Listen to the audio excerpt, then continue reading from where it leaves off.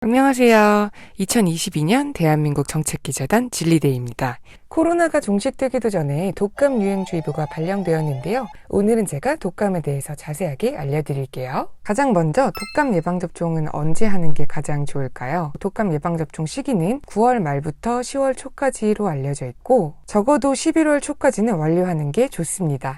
예방접종을 꼭 해야 할까? 이렇게 궁금해하시는 분들도 많이 계실 텐데요. 백신 접종을 한다고 해서 100% 다 예방되는 건 아니지만 만약 독감에 걸렸을 때 증세가 조금 더 약할 수 있기 때문에 가급적 접종을 하는 걸 권장드리고 있습니다.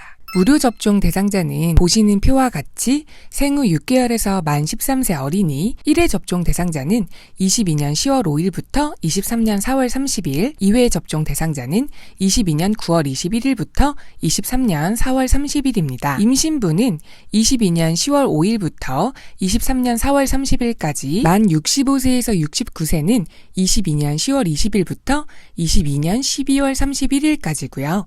만 70세에서 74세는 22년 10월 17일부터 22년 12월 31일, 만 75세 이상은 22년 10월 12일부터 22년 12월 31일까지 무료 접종 대상자입니다. 제출 서류가 필요하기 때문에 꼭 확인을 하시고 챙겨가시길 바라겠습니다. 예방접종 도우미 사이트에서는 모든 국가 예방접종 지원 사업 및 예방접종 정보를 자세하게 살펴볼 수 있으니까 이 사이트도 꼭 이용해보세요. 이번에는 독감에 걸리면 어떤 증상이 나타나는지 알려드릴게요.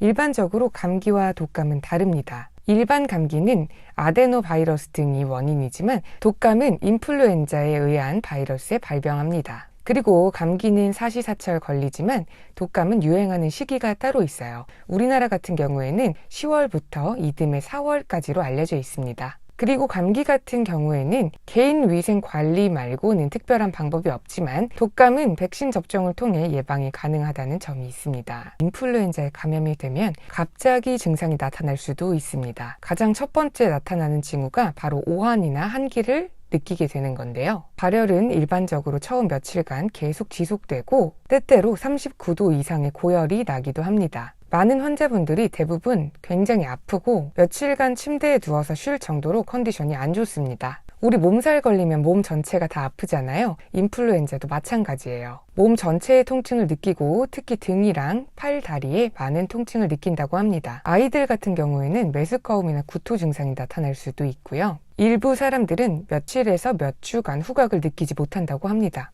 자, 그러면 독감을 예방하는 방법은 어떤 게 있을까요? 독감도 코로나19처럼 전염이 되는 질병인 만큼 개인위생을 중요하게 생각하셔야 됩니다. 30초 이상 손을 깨끗이 씻는 게 중요하고요. 기침을 할 땐 옷소매나 휴지나 손수건 이런 걸로 가려서 하는 게 좋고요. 호흡기 증상이 있는 사람과는 당연히 접촉을 피하시는 게 가장 좋습니다. 독감 환자라면 당연하게 저처럼 마스크를 착용하시면 되고 가장 중요한 건 바로 백신 접종입니다.